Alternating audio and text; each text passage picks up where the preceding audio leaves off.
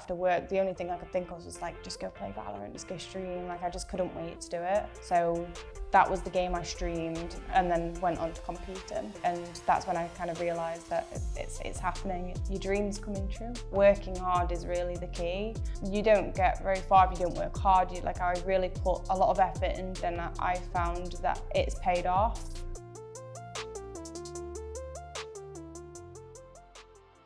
My name is Daniela Gradl, also known as Jupi, and I'm a professional esports player for Valorant.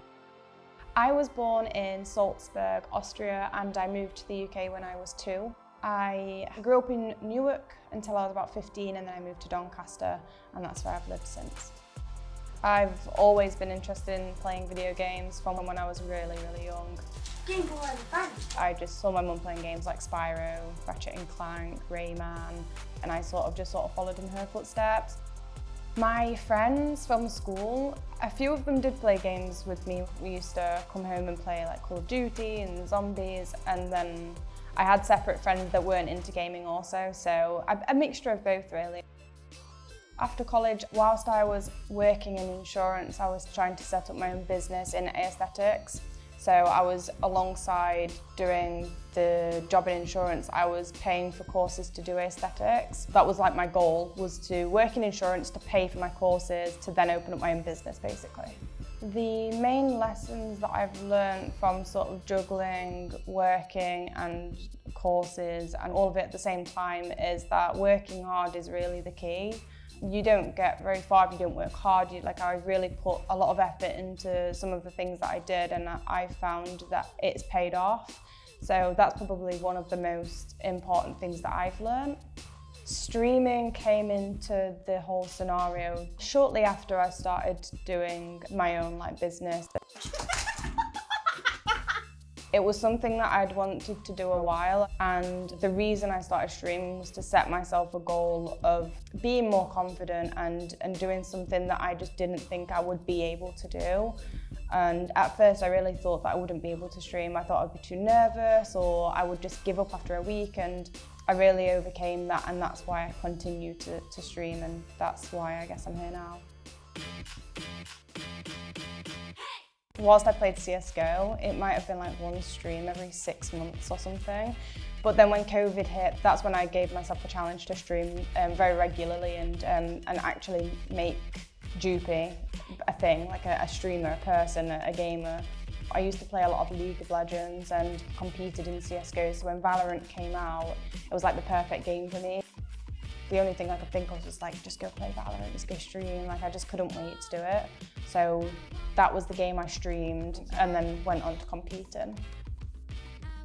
My first taste for success was in the mixed team, very, very early Valorant. Every female or MG, marginalised gender tournament was being brought out. We were just winning them back to back. Oh my God, Jupi, that is incredible!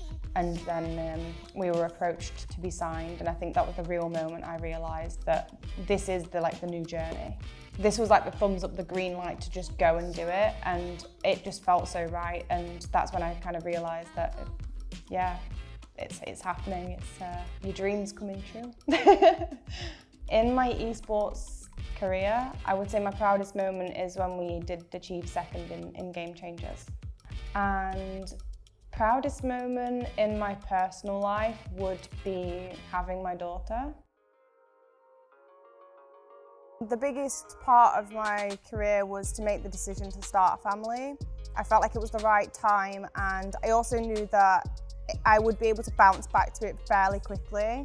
I didn't want my pregnancy to affect the way I wanted to go with my career. I wanted it to just continue. I didn't want anything to change in that term. I had a lot of support with the whole pregnancy and returning to work as well, and I still do have an extreme amount of support that I'm very grateful for.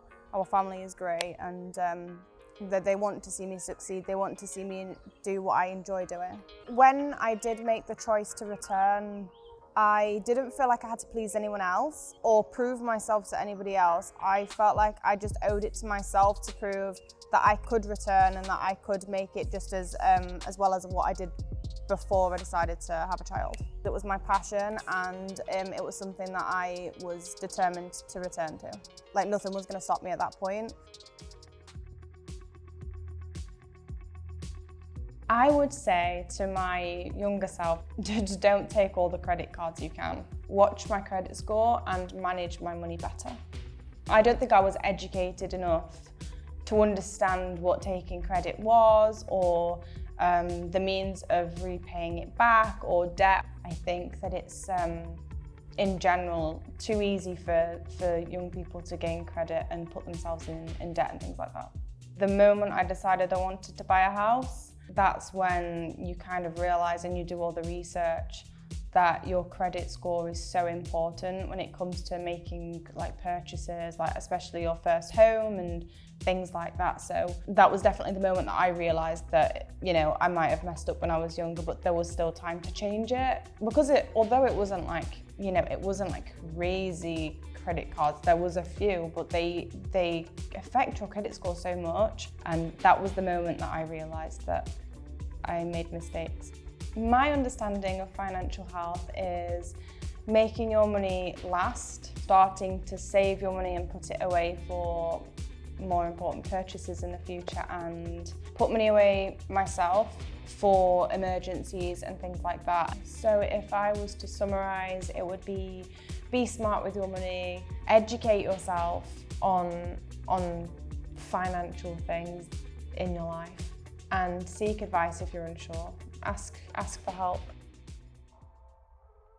If I was to give my daughter a piece of advice, it would be to follow your dreams. If you want to do it, you can do it, and just believe in yourself and don't give up.